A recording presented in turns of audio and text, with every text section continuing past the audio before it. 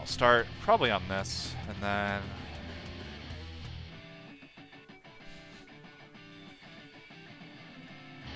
do that. I think I should be pretty good there.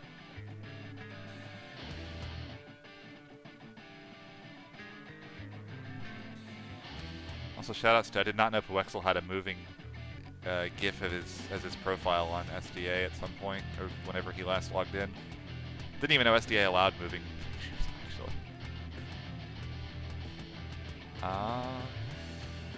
Yeah, let's go ahead and do it.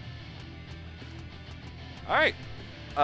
So, welcome anybody that's watching this on YouTube later, and everyone that's chilling out in Twitch chat. That's going to put away Twitch chat. Off to a great start already. Kind of been going through and realizing without, like, the normal submission period for Limit Break would be, like, late December or early January, depending on when it goes. And obviously, due to current events, that's not happening. With, like, the normal schedule, we probably won't be seeing submissions until March, maybe, like, April at the latest, I would think. And it may even be longer. And even then, it's going to be a weird submissions period because probably I would say everything but the last 28 to 40 hours of the schedule for Limit Break 2021 is probably already decided. So, like, the last little bits of games will be interesting to see what ends up being taken. But kind of wanted to go through and kind of take a look at, like, the older Limit Breaks, every, you know, past event, go through kind of the submissions process, how things got started, especially for Limit Break 2015 is really interesting. Look at, like, the runs performances on YouTube, what the big donation goals were, what did well at them, and then kind of some little anecdotes and personal stories. I think it'd just be kind of a fun way to revisit kind of older events and look at those from at least, like, someone that's been to all of these. And at the time I'd been to, I want to say, 3 or 4 GDQs before going to my first Limit Break. And I've been to more Limit Breaks probably since Limit Break started than GDQs, which should tell you something considering there's 2 GDQs for every Limit Break, 3 if you count GDQX. So, but yeah, first things first, submissions for this opened up, you know, probably, let me double check the actual submissions thread and see when people submitted. November of 2014, so during submissions, the most recent games to be 2014. So this was the year that games like Super Smash Bros. For Wii U came out, Mario Kart 8, South Park: The Stick of Truth, Dragon Age Inquisition won the Game of the Year at the Game Awards, although the Game Awards was kind of in its infancy. You got Destiny 1 and the kind of fiasco that release was. Middle-earth, Shadow of Mordor, Alien Isolation has a lot of people that really enjoy that game. Bayonetta 2, Infamous Second Son, so we're talking very early PS4 era. Hyrule Warriors' initial release was 2014, apparently. Child of Light. Games that at least catch my eye. Titanfall 1 is kind of a wild one to think about. That was a pretty controversial release when that came out, but also, like, a very big, you know, important game. Dark Souls 2, Dragon Age Inquisition, Shadow of Mordor were kind of your big games of the years. I have no idea who the British Games Academy Awards are, but giving Destiny 2 Game of the Year is kind of comical.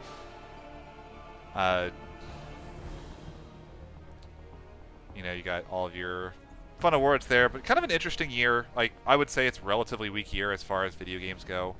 But that doesn't matter for RPG Limit Break 2014 because, or in 2015, because RPG Limit Break traditionally was very, very retro heavy. So none of this stuff really matters, but it's interesting to kind of get in the mindset of what was going on at the time. Rayman Legends came out on Xbox One at the time. That's right, it came out on, like, all platforms at that time, didn't it? But yeah, it's kind of fun looking at all these and seeing, like, what was going on in video gaming to kind of get back in the mindset of what was going on. So, RPG Limit Break wasn't the first Limit Break speedrunning, or not Limit Break, first RPG speedrunning focused marathon. They were essentially trying to replace Crystals for Life, which there were 2 Crystals for Life events that went on before Limit Break. I don't know them super duper well. The first one was Final Fantasy exclusive. The second one broadened it, but the organization was not nearly as well done. I'm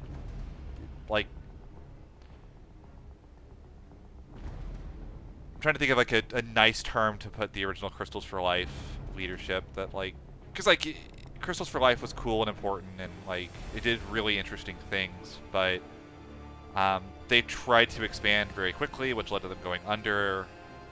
Which is why RPG Limit Break, when it was first announced, didn't have a name, by the way. So if you go at the beginning of the thread, there's a lot of people like trying to get different names out. You know, I want to call it this or this, and this is what I want to do for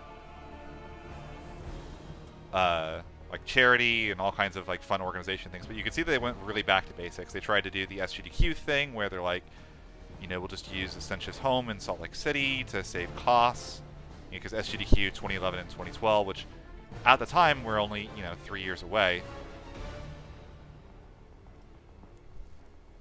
So, you know, relatively recently, this had been a venue for SGDQ, because, you know, they weren't sure in 2011, 2012 that SGDQ was going to be a success, so they were trying to keep costs low and make sure things worked out. Funnily enough, this led to some interesting things there, but yeah, so they try to structure themselves to be more GDQ-like, a lot more diverse in their power, you know, I say power structure, but really, like, you know, they have their staff were a lot more, like, you know, immediate, like, this was all day one, you had all of this. Like, okay, it's going to be Puexel, Essentia and Denton are the venue, Villagin is tech, Alec is volunteer. All of this, none of this is, you know, was edited after the first day. They had their full staff all laid out. A lot of them had GDQ experience. I know Puexel has been staff on GDQ. Essentia, obviously, very involved in GDQ. Villagin was the GDQ tech guy for a while, along with Test Runner. Essentia, I believe, had a lot of early GDQ involvement, so they kind of knew how to structure themselves in order to actually do this without this becoming kind of a burden or like falling apart at the seams, which was good because, again, Crystals for Life basically collapsed in on itself. But yeah, it's really funny if you want to go back and see how Limit Break got its name, which it's fine, but I've always thought the name was kind of awkward, and it's really, it almost boils down to like no one really had any ideas for names, and because it's like I kind of like they didn't just go for something random Thon, but they really didn't know where to go, and they're like, this is good enough. But I probably posted somewhere in the early parts of this, but where I'm like, hey, this sounds awesome, but I don't have a name for it. Oh yeah, we had it on pitch for it, but yeah, basically, it kind of, I think like Limit Break comes up like, yeah, Limit Break is literally in the first post, and they had no, like, people really didn't know what to call it. They like the first page was literally like, what do you want to call our marathon? Let's talk about this. This is gonna happen. You know, our submissions timing is gonna come up here, but thankfully you could edit thread titles as well, so that wasn't a problem. But so as far as submissions go, you want to see something absolutely insane. There were only 3 pages of submissions for the first one. If you go to the later ones, it's like 3 or 4 times this easily. So if you have a time machine and you really want to run in a marathon that's going to end up being a big deal eventually, Limit Break 2015 might be your best pick. Yeah, about 20 posts per page. If you go to the end of the submissions list right here, you have Puexel saying it's a rapid 430 hours of gameplay submissions, meaning that with 120-hour games list, more than a quarter of like 25% of games we're going to get in by hours, which is nowadays you're looking at 5 to 10%. For reference, and that's with a 2-day extension on the first Limit Break was only 5 days, by the way. That's actually a big deal to mention. So, we want to go over my original submissions. I did actually get I submitted on the last day. I was trying to get my the runs with you done at the time, which kind of have a bad habit of trying to learn games too close to submission period. But to be fair, this game hurt my hands too much to do too much with, so it slowed me down a lot. Yeah, we had our disaster of a Tales of Xillia pitch, which was just, hey, Tales of is cool, we want to do a co-op run, and none of us knew how to run the game at the time. With the exception of, I think, Ozzy. Crystal Chronicles ended up being on backup and got taken, and then VC2 was recently rooted by me, and Wandering Mind, aka Devin, ended up also submitting a lot earlier in the marathon or the submissions list. But 2014, a long time ago. That's my feedback. I'll hold my feedback stuff for later. Yeah, got our commentary threads, got our volunteer threads. But in general, the schedule, I remember actually being pretty surprised at. There was no long Final Fantasy game. Instead, they did both 6 and 4.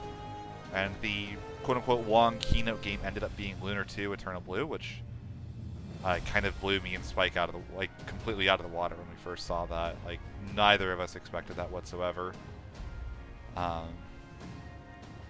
There's me with Crystal Chronicles. There's the 4-player co-op Basilia run.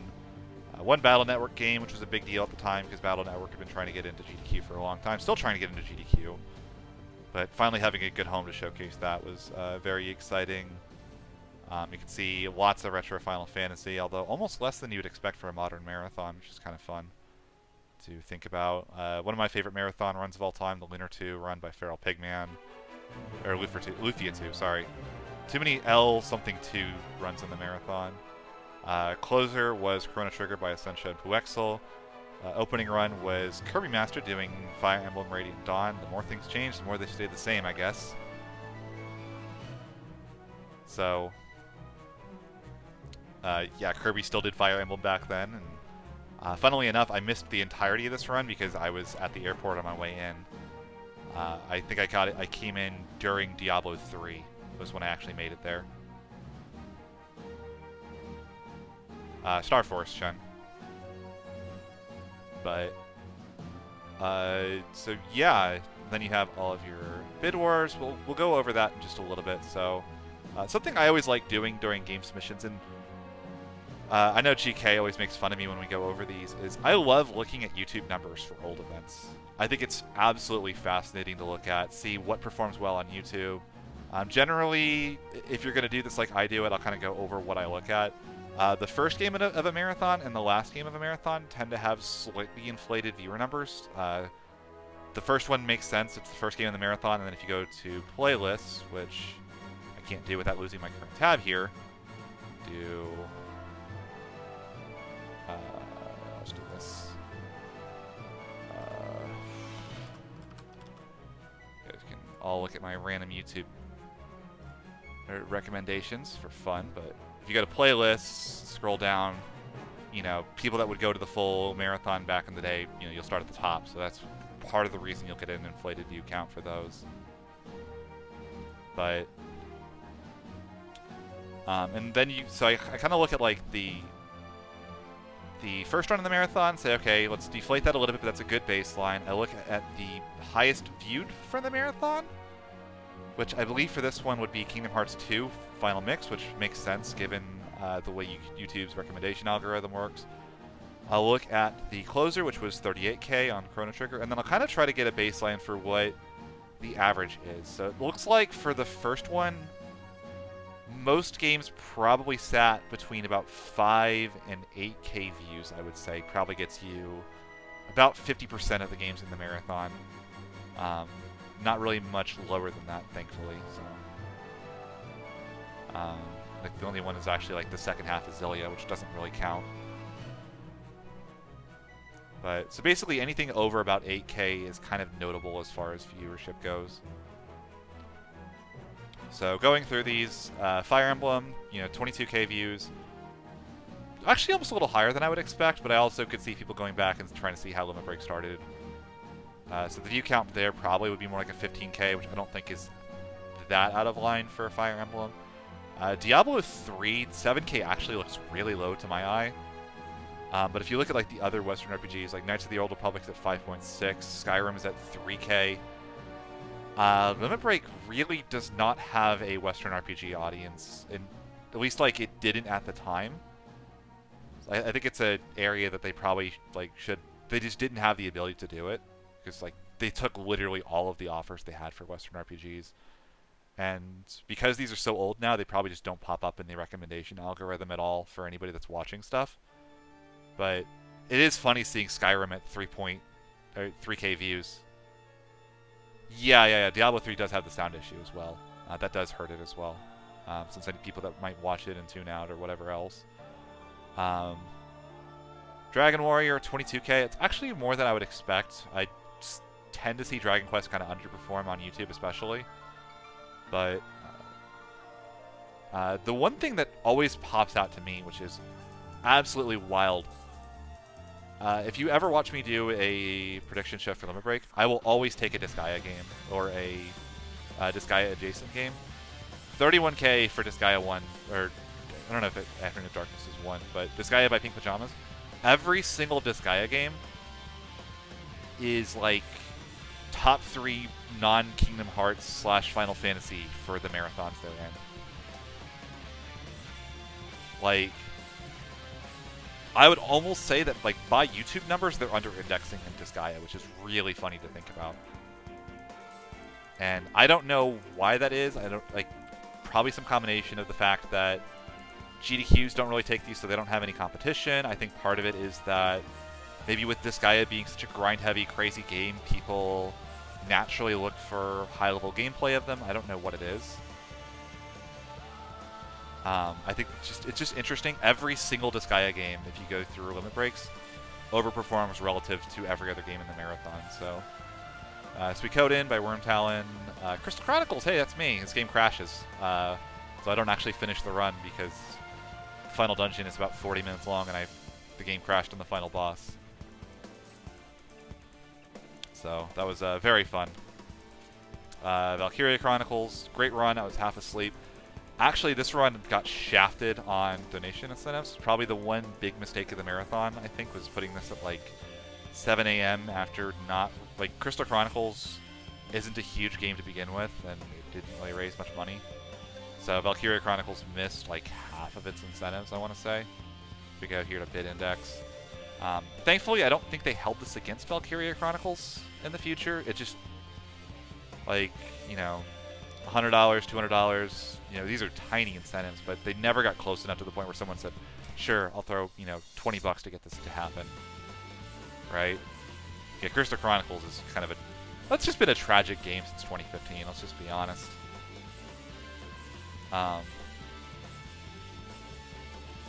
But... yeah, I mean, you look at these, like, you could name the character in Crystal Chronicles for $25, you know. There just wasn't that much money in the early parts of the marathon to justify $400 in incentives this early. So, yeah, brand new channel, brand new event. Even with Twitch front page, it just wasn't enough for that.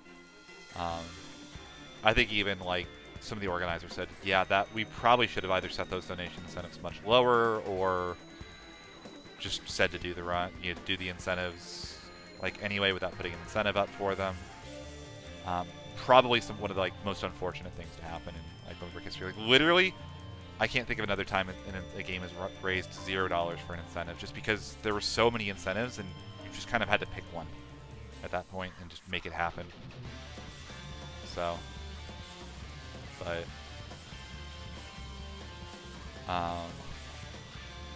going further, KOTOR, Elder Scrolls, again, these are competing with GDQ a little bit, but also I think speaks to Limit Break. If you look at like early, like all these show spotlight races, Japanese, or JRPG, go after this, big Final Fantasy relay, there just wasn't really an audience for Western RPGs on Limit Break. So when you're already factoring in these are big enough games to get into GDQ, they just really never picked up traction here. Castle of the Winds, shoutouts to the best named character of all time. Let's see if it's still in here.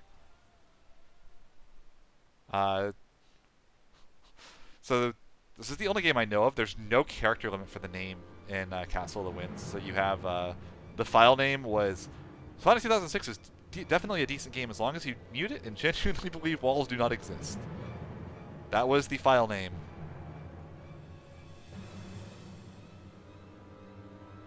I don't think that's necessarily true, Hero. I think like the optional battles could be really cool, and these were actually rooted, but like these were not rooted until the game got into the marathon. By the way, these were all rooted after that, and like there's some really cool things, and they did different tech in all of these fights. Like there was stuff in these fights that were not done anywhere else in the speedrun, so it was actually really cool. But yeah, like Scout choice and Shock Trooper choice are definitely probably just the better incentives. So it really is more so that like they just show different strategies. Like there's no other, like you don't even get the flamethrower in general speedruns of this game.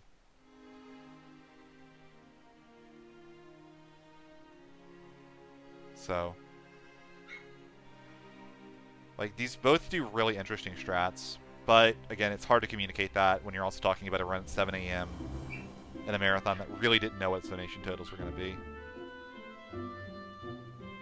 Like, they had no idea how much they were going to raise.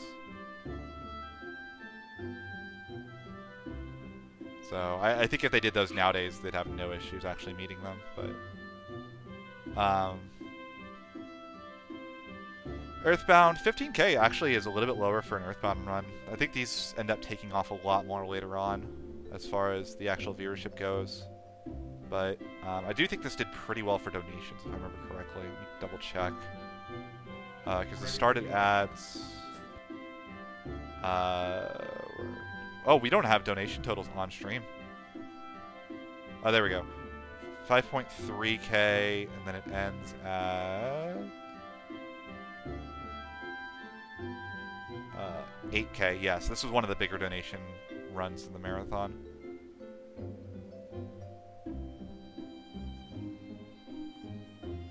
So, kind of funny it didn't do as well here, but also kind of makes sense. It's got a lot of competition from other Earthbound runs. FFT by Tide, one of the big standouts as far as viewership goes here.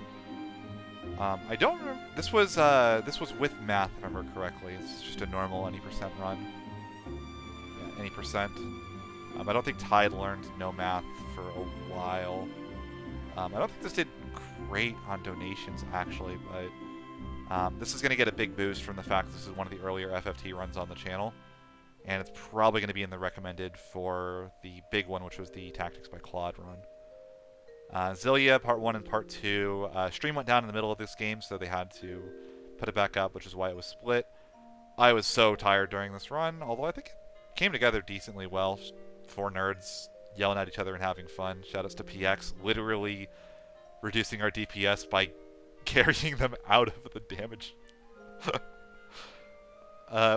You just kind of found out during practice that, like, what's her name has a combo that literally just launches an enemy and can keep carrying them. And he just started doing it, which was actually kind of bad, but for, like, speed, but really funny. God, what's the character's name? I'm blanking on my Zillia. Staff Girl. Whatever her name is.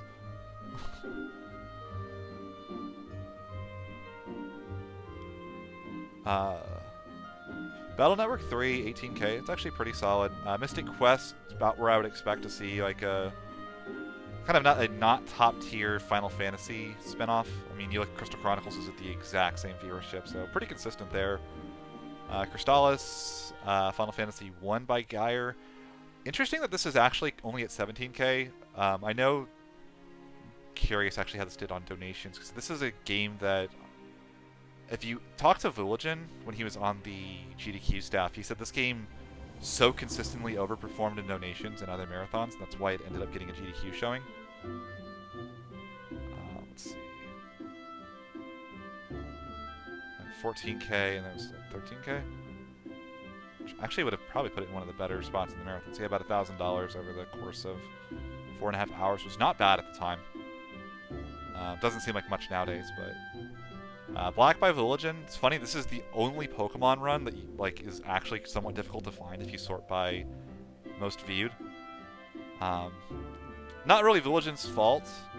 Pokemon's a weird series in a marathon perspective because it's gotten more valuable over time. If you look at like early GDQs, they would run, you know, one glitched Pokemon every year, and they like alternated between red and gold for the most part. You know, like they would not do more than that. It was like an hour of Pokemon, and now they'll take 2 4-hour Pokemon runs, and they'll be the 2 biggest donation getters of the marathon. But I think that's because the demographic for Pokemon has finally aged to the point where they have the money to donate. But yeah, kind of a fun little history lesson on Pokemon runs. Yep, that was... And it's funny because, like, it makes sense, too, especially for older marathon. Like, for a marathon like this, they're still looking for exposure and to grow. And in that case, getting a game that wouldn't make money but would bring in viewers would actually be pretty important. So, pretty important take, even if, like, the numbers don't show what Pokemon will later become on the channel. Happen Hero, Evoland, Costume Quest, just kind of their, like, small indie-ish block. About what you would expect for each of those. Kind of funny to see Essentia doing Happen and Hero. It's normally Dowolf nowadays. Not even sure. Yeah, Dowolf probably wasn't even in attendance. Demon Rush, absolute highlight run. Everybody should watch this if you haven't. Oh my god, this game is a dumpster fire. Like... Oh my god, what a dumpster fire. You know what? We're watching the football dinosaur moment. I'm sorry. Yeah. 3, 2... Dudes, huh?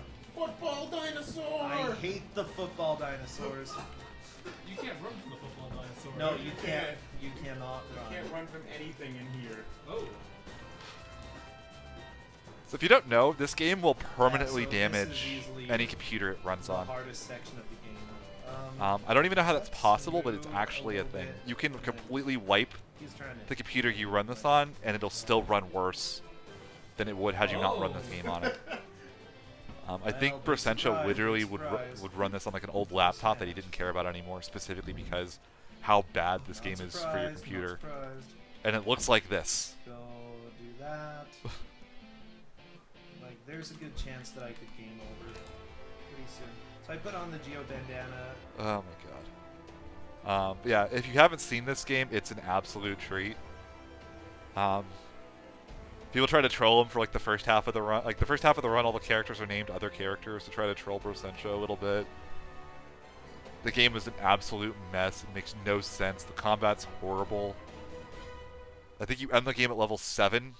It sounds low level, but also it takes like an hour of grinding and the game's max level is 9 or something like that. Oh, what a mess.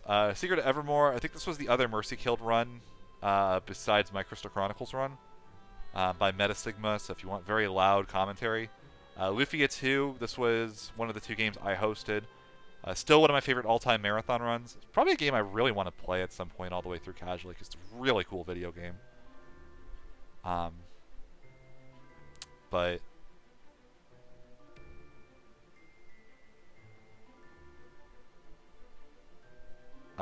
yeah, that's about right. From what I understand, GK, for Demon Rush. Birth by Sleep, this was the big donation war of the marathon. I don't know what games this actually took place during, but if you go to the bid index and we scroll to character choice. So, you know, go from the top, you know, $100, $100, $85, $100, $250, you know, $300,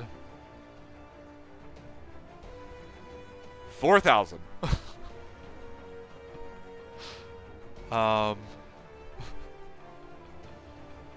So the story behind this one was, like, early on in the event, Villagin comes up to, you know, we're just talking with Villagin, and Villagin goes, so I hear there's a guy in the Kingdom Hearts community that has a lot of money and really wants to make sure that Aqua's done because it's what the community wants to showcase. I'm going to make sure that doesn't happen. So Villagin specifically spent all of his money to make sure that Hobbs would have to match him. And he got everybody at the event to make their runner's choice Ventus.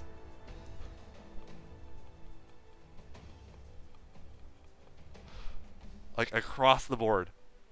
Villagin had a big old donation at some point for, like, $1,000 and put it all towards this as well. Villagin's minion. If you're wondering why the J-Hobbs was in here, he tried to, like, cheat and donate to Ghoul's Choice on the couch while Villagin was running Pokemon Black because Villagin couldn't donate to match.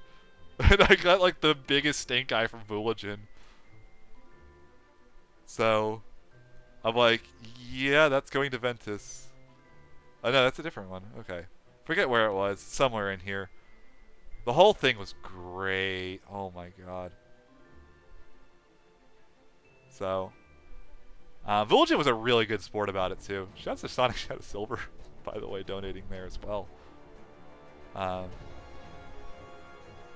But yeah, lots of very high profile Kingdom Hearts runners all trying to make sure that Aqua was the one showcased. So, but yeah, Villagin specifically set out to troll the community with the most money to make sure that the event did well. The best part is, J-Hobbs and Villagin did not know each other at the time. Villagin did this specifically based on a rumor, as far as I understand it. So,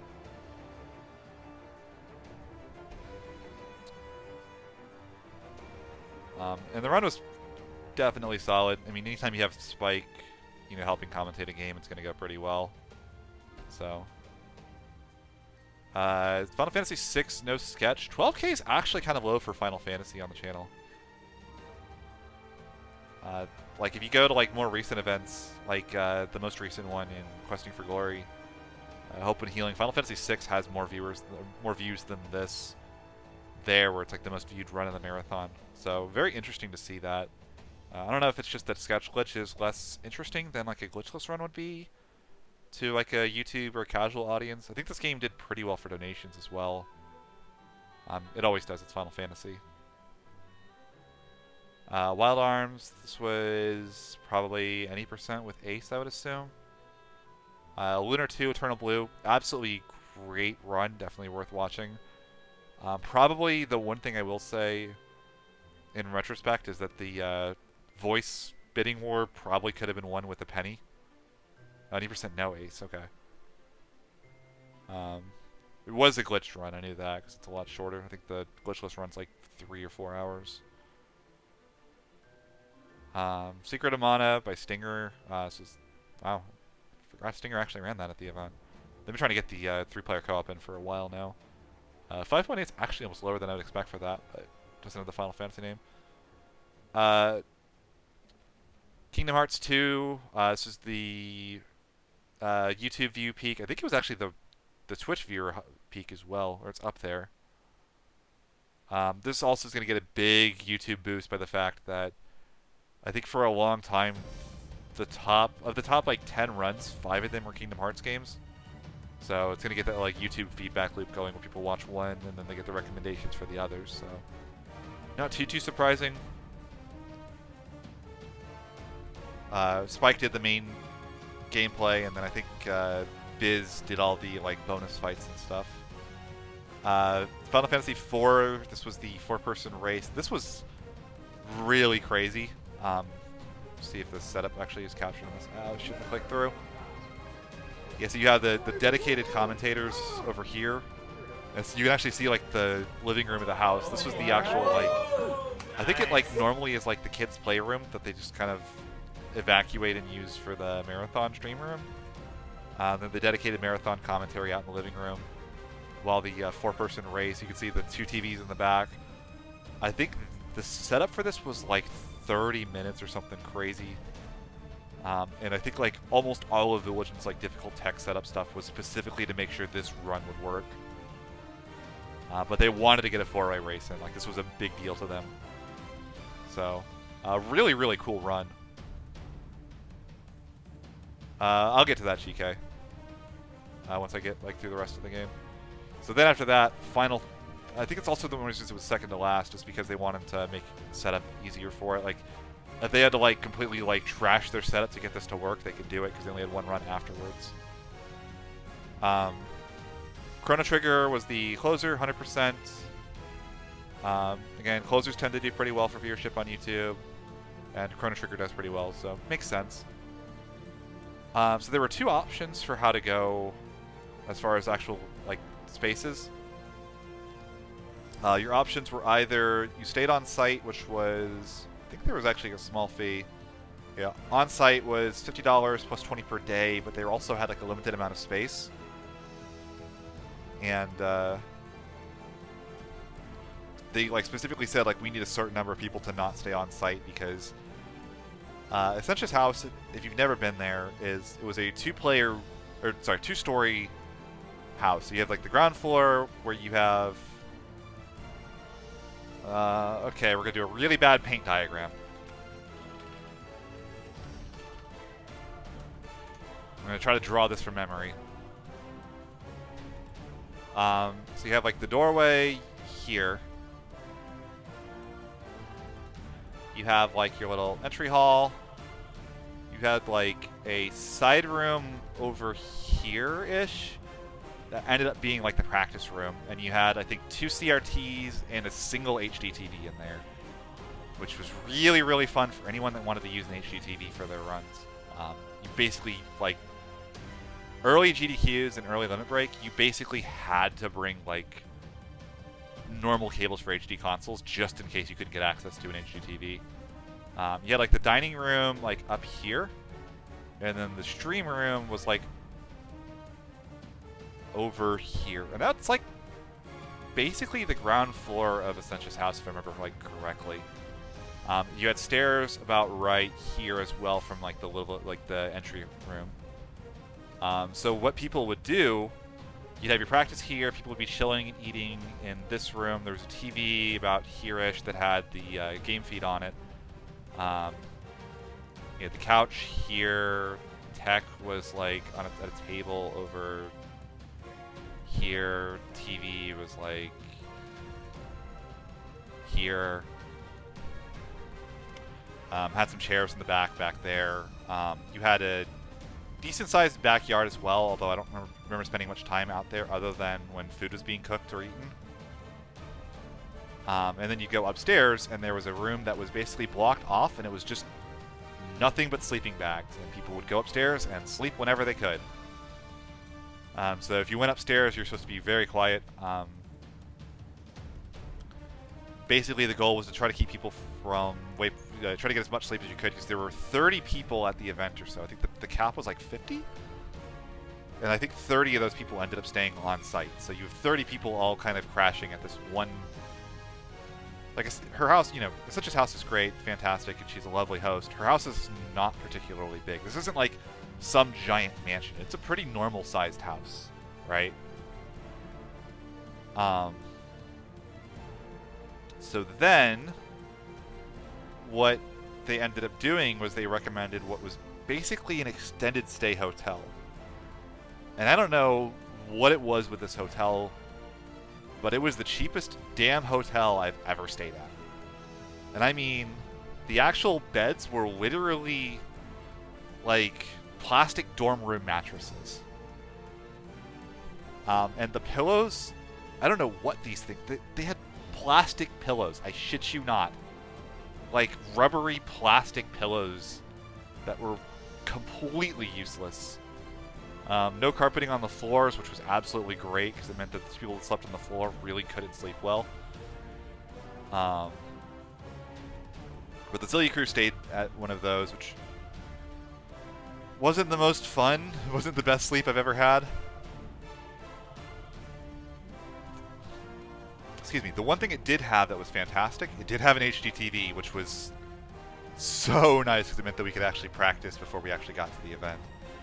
I don't know if we could have gotten in any practice for Zillia if that hadn't been a thing. We might have just had to wing the run on the fly. We ended up being able to do one run of each of the routes, and then the route we were more comfortable with won anyway, so it wasn't a big deal, but...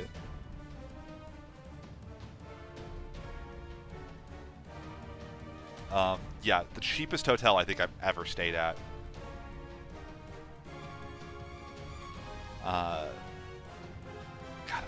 I wish I could describe to you how comically terrible these pillows were. It's like if you combined, like, latex with, like, rubber and plastic. And then you stuffed it with, like,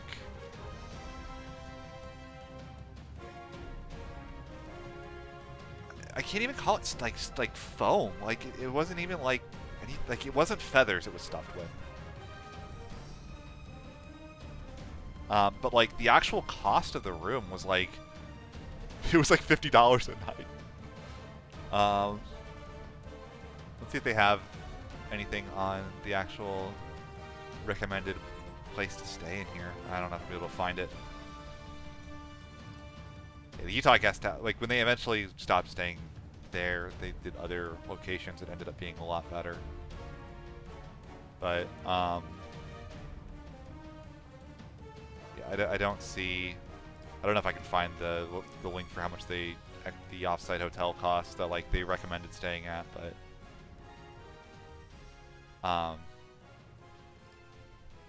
kind of bonkers in all honesty. Like seriously, one of the weirdest experiences of my life was that hotel. So I don't know if like you just weren't supposed to stay there or if it was just like ultra budget or what. I mean, on the bright side, because of the way the mattresses were, you weren't gonna get bed bugs or anything, so that was nice. But because there was nowhere for the bed bugs to actually live.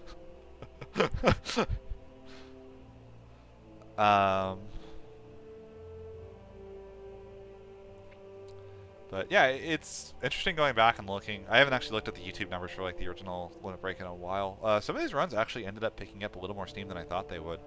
I remember like Disgaea sat at like 20,000 for a long time, and it was up there on like the more viewed runs of the marathon. But like if you look at like other stuff, like there were only a couple of like spotlight races to try to get like people like, hey, this channel exists. You know, so like the first event ever on Limit Break was like a 4-person Earthbound race. You know, little runs of games that were in the main event. Try to get, you know, a little bit of a taste of what was going to happen. Try to get people watching a little bit. I don't think the channel really blew up all that much until probably the first Final Fantasy series relay, which is funny because this doesn't, by the nature of what this is, it doesn't do very well on YouTube, but this had probably a similar viewership spike to, I think this probably doubled the amount of Twitch followers that Limit Break had. Let me see if I can check that. Social Blade, let's go to Twitch. RPG Limit Break. I love looking at stats for this stuff, so a lot of my talk on this is going to be pretty, when I can do this, I love, you know, this type of stuff, but, kind of funny, only a B+, come on. Let's see, total followers, usually there's a way to find, it doesn't go back all the way to, oh no, it's September 2015, so that was the first event right there. And then I want to say February 2016 would have been the Final Fantasy relay. So not quite a double up, but you can see like that's a pretty big spike as far as the number of Twitch followers. It went from 8,000 to probably about 11,000 by the time that was done. Oh, was it May? May 12th. So this. Oh, okay. So I'm actually wrong then. So this was the Final Fantasy relay. So you see, the Final Fantasy relay was 8,000 viewers. And the first event, the next event was only 10K. Unfortunately, this doesn't have data going back that far then. But yeah, you can see the actual like viewership spike that the first Final Fantasy relay was. Which is why like a lot of the donations, the viewership and everything else for Limit Break 2016 was so much higher. It's just knowledge of the channel was higher.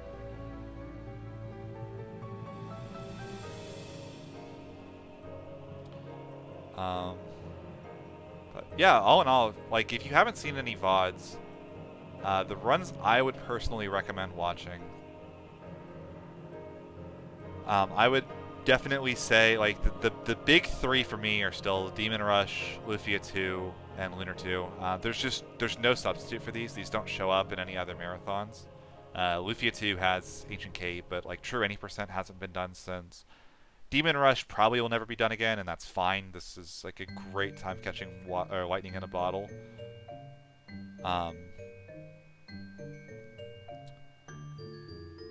Lunar 2 again, absolutely great run. First time I met High Spirits as well. This was a big shock when it got in as well. So You can tell High Spirits really kind of put his best foot forward for this run. Those are like my personal highlights. There's a lot of other fun ones. Again, I was in Crystal Chronicles and Zillia. I commentated Valkyria Chronicles, although I was falling asleep in the middle of it. Trying, like, fighting sleep. I think I might have, like, actually hard passed out at one point, but I commentated Pokemon Black. I don't think I had much involvement towards the later half of the marathon, but part of that was because Zillia and Crystal Chronicles were like 3 a.m. runs, so they basically put us on night shift for basically everything we did, for the Zillia crew specifically. Birth by Sleep will have some fun chatter back and forth.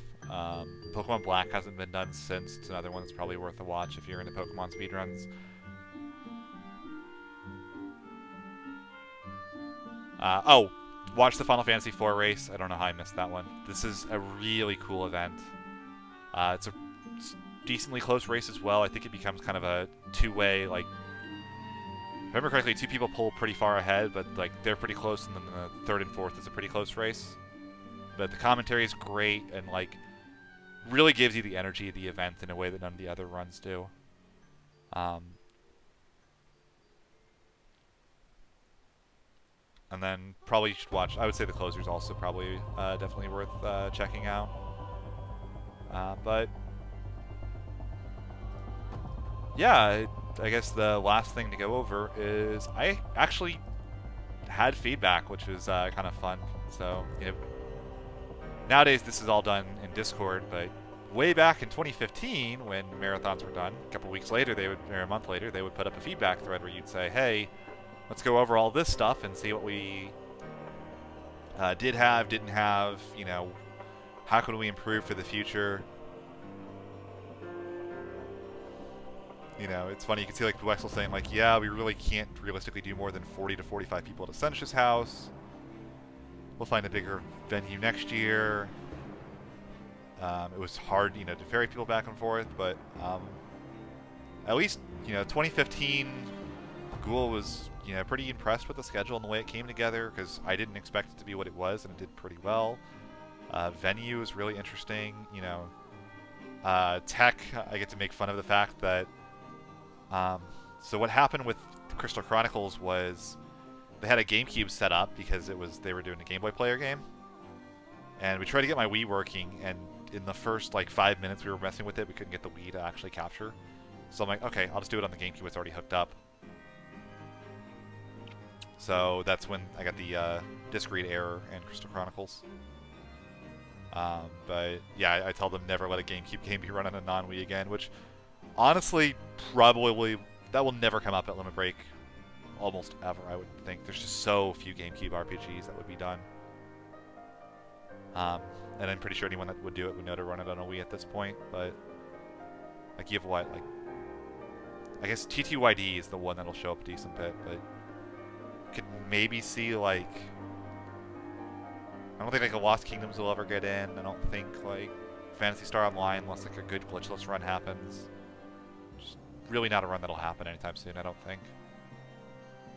Chat, surprisingly civil. Some things just don't change. Yeah, prizes, decently plugged. Yeah. Overall, most enjoyable marathon I've ever been to. But no, it's a totally, like, it was, the first Limit Break really was a different experience. And I definitely recommend checking out at least the Final Fantasy IV race, because this is the one I think gives you the best feel for like how different and weird the energy is at this event. I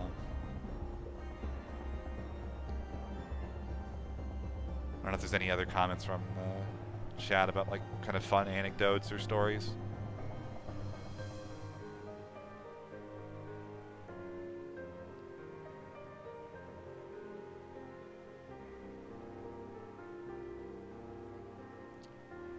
Sheesh, my schedule really was just straight night shift across the board.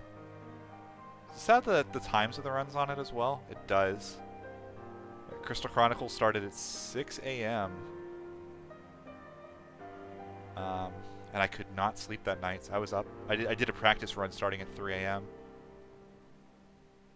Zillia started at 3 a.m.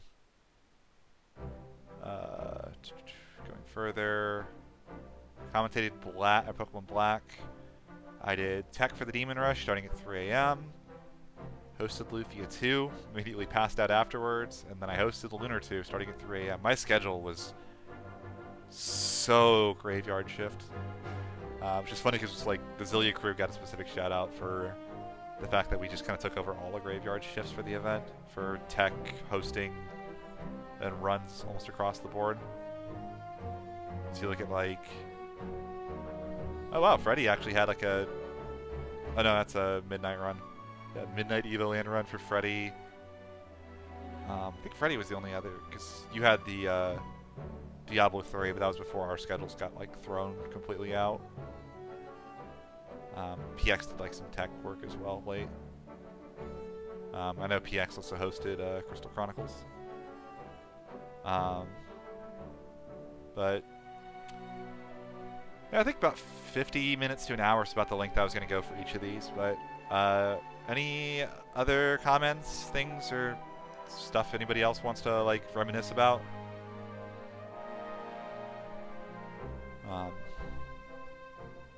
We'll see about changing the... I think the format actually worked pretty well. I'll probably do this for all the future ones as well.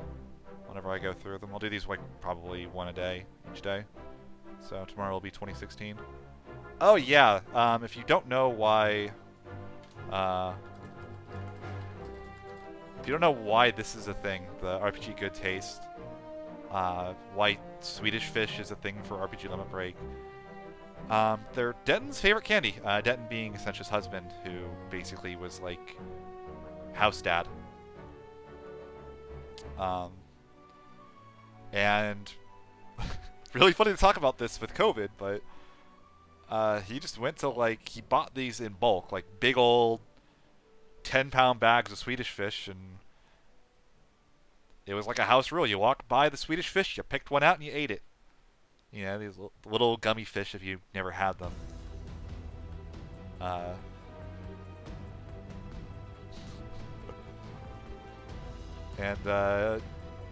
Yeah, apparently he did this for like other SGDQs, which is why RPG Good Taste was an emote even before the event. Like I think like the earliest like Limit Break votes were like Good Taste and Jerkbird. Jerkbird was a known thing with FF6 because Demon Chocobo. I can actually show that off by just going here, and you can see Demon Chocobo in the text box on the preview. This Praetorium has good music. Like, this music is so good, despite how awful the actual mission is. If I go through here, what are the other like Limit Break emotes?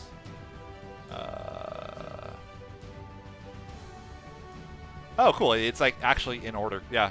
The first 4 emotes were Jerkbird, Good Taste, What, and Level Up. And then Dino came in like right after the event. Like through about RPG Gold, I would say, came in after the original event. But I know that these 2 emotes were actually like available when you subbed to the channel for that first event. So, if you want to know the history of those, if any Limit Break staff end up watching, the moment you take away RPG Dino, you guys lose my sub, by the way. So, just Football Dinosaur is still the most random, hilarious thing I think I've ever seen at an event. But yeah, I think I'm going to wrap it up there. So, let me go ahead and